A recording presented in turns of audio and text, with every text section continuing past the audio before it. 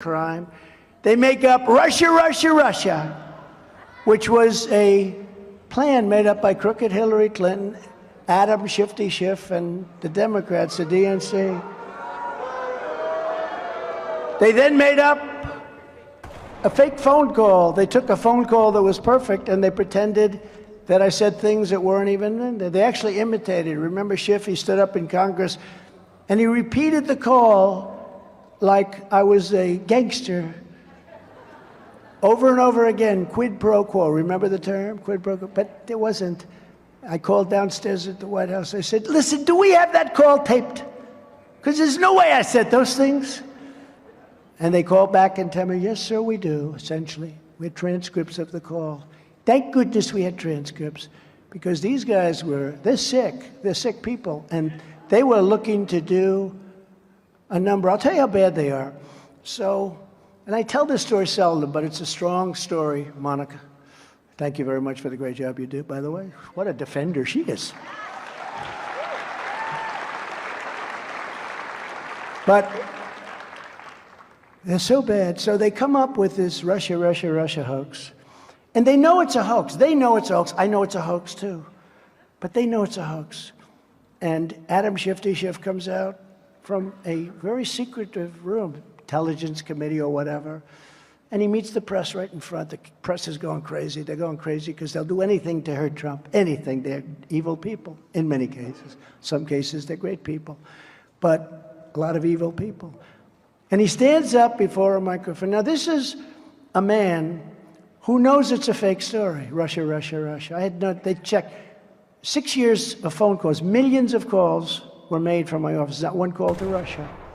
Not one call. They were surprised. They weren't surprised, but some people were surprised. But he stood up before the microphones, and he said, Donald Trump Jr. will go to prison for what he has done with Russia. My son is going to go to prison. He said, my son's going to go to prison for what he's done with Russia. And my son didn't have anything to do with it. And he knew it was a fake story. And when it was finally revealed, now the Times, the Washington Post, they all admit it was a fake story. We're trying to get the Pulitzer Prize taken away. They got Pulitzer Prizes. We're suing. You know what the prize says? For its concise and accurate reporting on the Russia, Russia, Russia event. And they have it actually totally wrong. Actually, Mark Levin should get a prize. And Greg Jarrett should get a prize. And even it's not his deal, Sean Hannity should get a prize. And frankly, Jesse should get a prize. Jesse should. And a lot of people, and I'll tell you, you know who should get a prize? Tucker should get a prize. Tucker Carlson. They're very strong.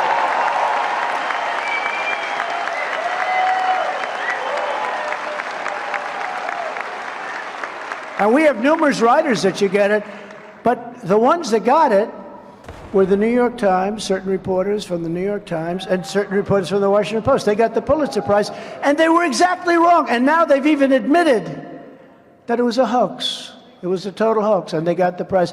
But how bad is a person that stands before a big gaggle of press, and they just can't get enough, and says that my son is going to prison for something that he knows was a hoax? Only a really bad person would do that. But they then came in with Ukraine, Ukraine, Ukraine, the Mueller hoax. How did Mueller present himself at the hearings? It wasn't too pretty. But you know what? I'll say this. At least they came to the right conclusion. Because I was concerned they'd come to the conclusion. I think we have prosecutors now. They don't give a damn if you're guilty. They're looking at me in Atlanta on a perfect phone call. I said, even more perfect than my perfect call to Ukraine. That was a perfect call. This is even more perfect. By the way, where's Hunter? Where is Hunter? Remember? Where's Hunter? Will there ever be a time when Joe Biden says, this thing with Hunter just isn't working out well? I'm starting to get a little angry at Hunter. Or when Hunter comes to him and says, Dad, we have a problem. What? What is it, son? Another one? Oh, son, you're a disaster, son. Son, you're a disaster. Dad, we have a problem. I left my laptop at the repair shop. And Joe looks at him and says, what's on it, son? What's on it? And Hunter looks back and he says, every single crime that you've ever committed, Dad.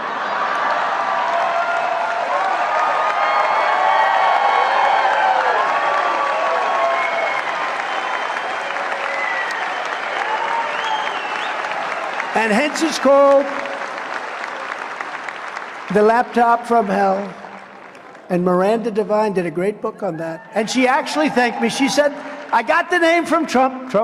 She told me, she said, I want to thank you for the name. I said, no charge.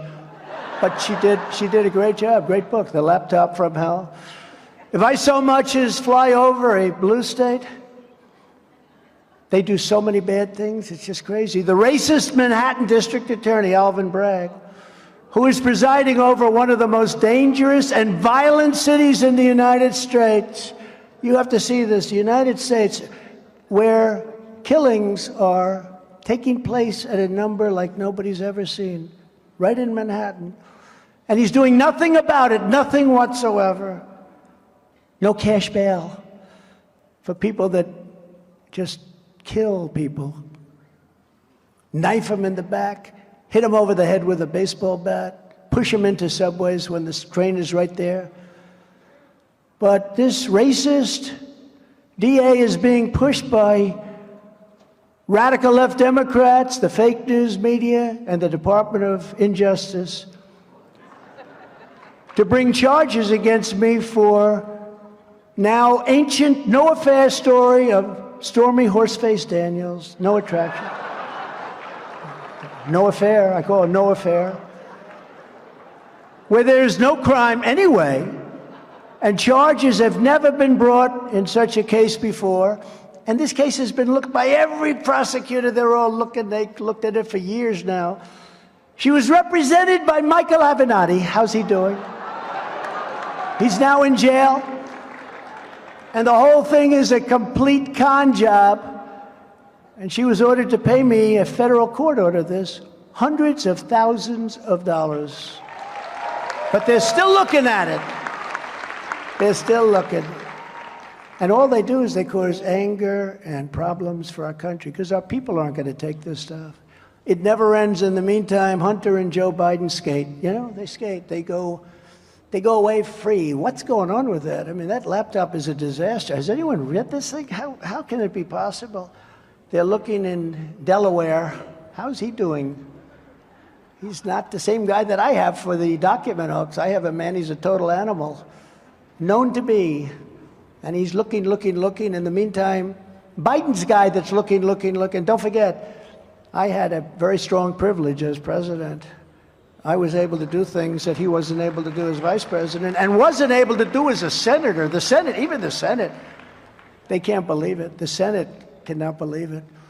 But when you look at what happened, they're not even looking at him. They haven't even started.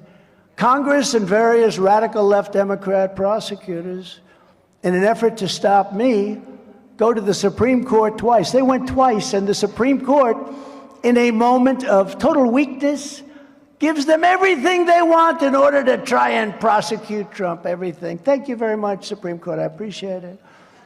But they found nothing. They looked at 11 million pages of documents. It's a big company, it's a great company. Remember my taxes? We're after his taxes. 5 years I heard about my taxes. They came out about 2 months ago. Everyone said, wow, it's a great company he built. That's great. That's the end of it. No, right? And you know, I had the biggest and most prestigious, one of them at least, law firms, accounting firms, doing all this stuff. I don't do it. They do it. You rely on these people. They do it. But I didn't hear one word. And how stupid am I telling you this story right now? Because now they say, we got to find something in there. He made a typographical error. There's a revolution going on within the FBI because they don't want to be doing what they're being told to do because they know right from wrong. I'm talking about the people that work in the FBI. And they like me and they like you a lot. So many of them. A recent article in the Washington Post of all paper stated very succinctly that many did not want to raid Mar-a-Lago. They didn't want the agents. They said, that's terrible. But they were forced to do so by their Marxist radical left leadership.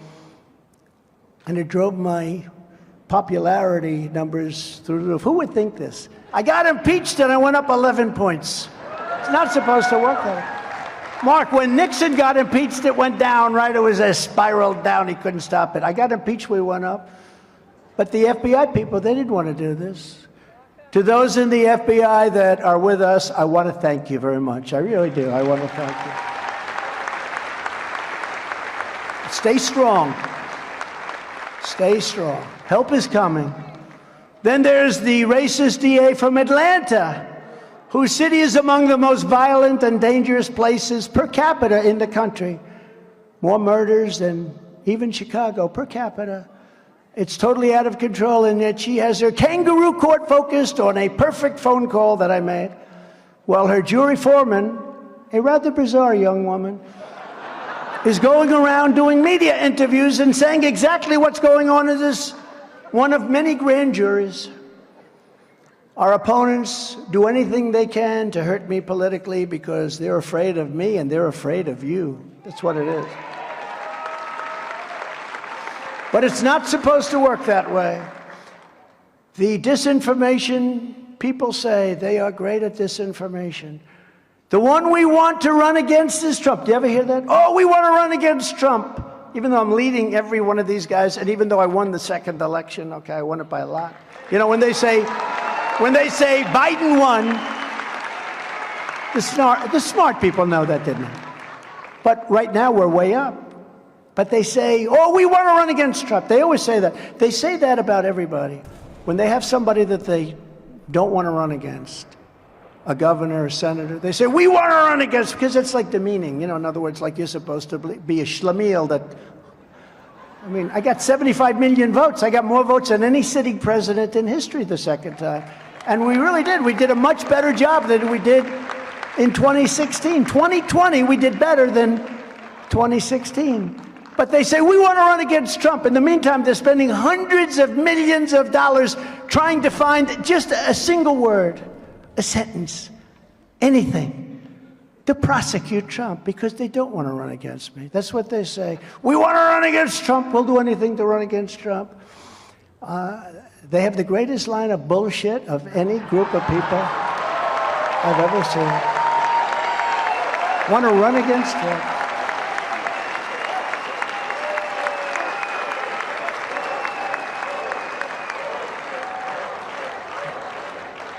But at the same time, they send people from the Justice Department to the local DA's office in Manhattan. Do you know the Justice Department sent their top people to the Manhattan DA's office to help in the prosecution of Trump? This way, we have it a little bit away from Washington. It's local. Oh, we had nothing to do. But their top guy was put in that office to help prosecute Trump. How would you like to have my life? Would anybody like my life? But I still like it. But they want to try and find anything they can when they've already been exonerated. I've been exonerated many times. You take a look at what this has been. I mean, time after time. But all of this is happening for one single reason. They know that when we return to power, we will bring their lies and their corruption and their disinformation tumbling down.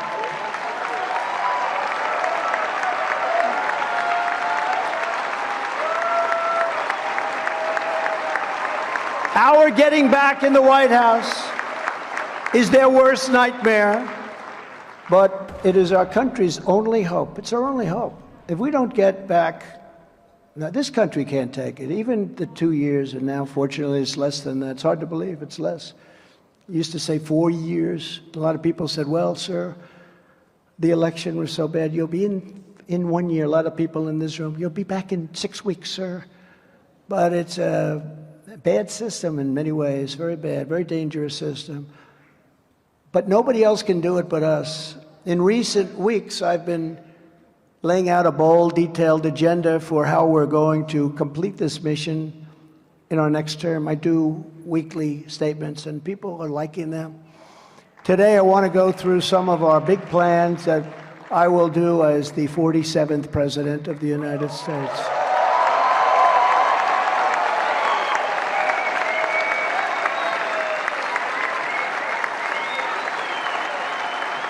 Thank you.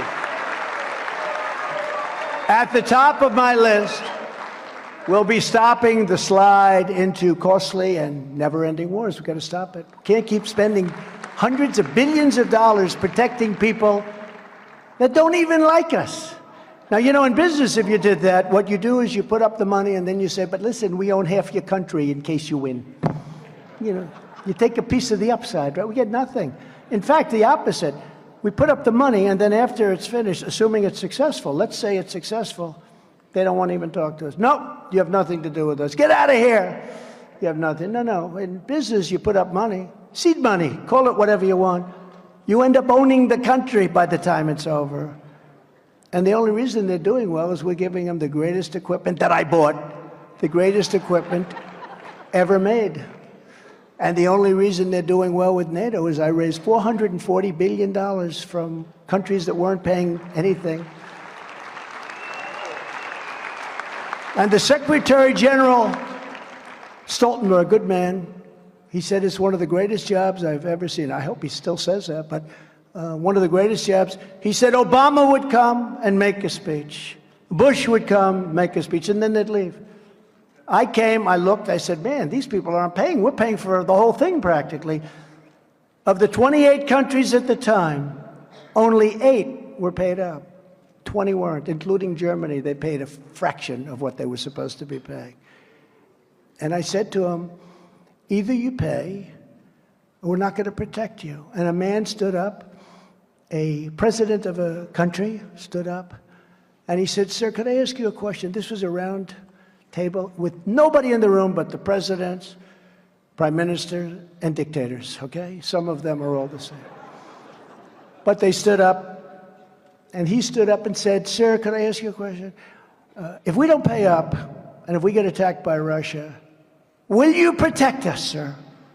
I said, now you're not paid up, right? That's right. You're delinquent, right? Yes. I will not protect you from Russia. Sir, we'll send you a check tomorrow, sir.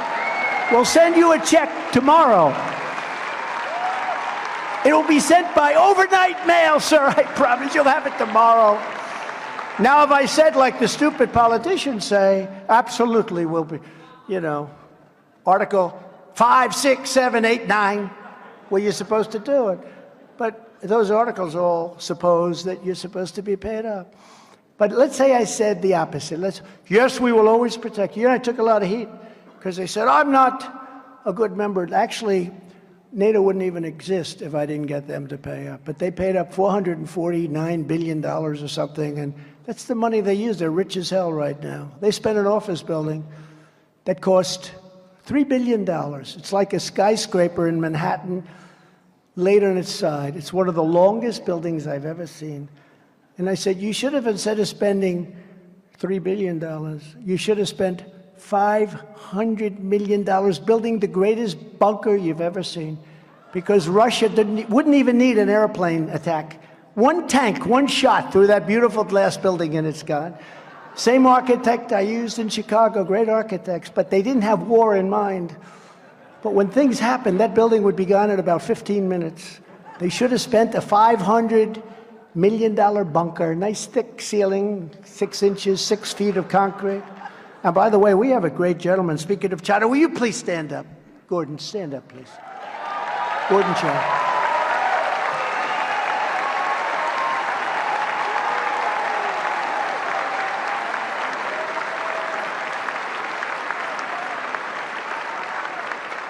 You know, I'm talking a lot about China, and I'm looking over, I'm saying him, and I'm just studying his face as I'm speaking, because people do like me to go off script a little bit, right? It's a little bit more risky, but it's more exciting. And I'm looking at Gordon, and I'm saying, you know, I hope he agrees with what I'm saying, but basically I'm saying exactly what you say. They're not out for our good, are they? They're not out for our good. And nobody ever taxed them like I did, and nobody ever took any money in like I did. $440 billion. We took in so much money from China. It's so incredible. So it's an honor to have you here. Really, it is. I agree with almost everything you said. Almost everything. Great. Thank you very much. Thank you, madam. Thank you very much. Great job, both of you. I was the only president in decades that didn't have a war, but I completed wars that were already started, including defeating 100% of the ISIS caliphate. 100%. I was also the only president where Russia didn't take over a country during my term. Russia took over not because I got along with Vladimir Putin very well. I say, Vladimir, don't do it. You know, you and I are friends. Don't take over any countries because, you know, Moscow will be hit very hard. Well, I told him things. He probably didn't believe it, but you know what? He believed it 10%. And President Xi believed it when I talked about Beijing. He probably said, I don't believe him, but there's a 10% chance we're not going to do anything. It's true. It's true. You have no idea. These conversations, I wish they could have been recorded.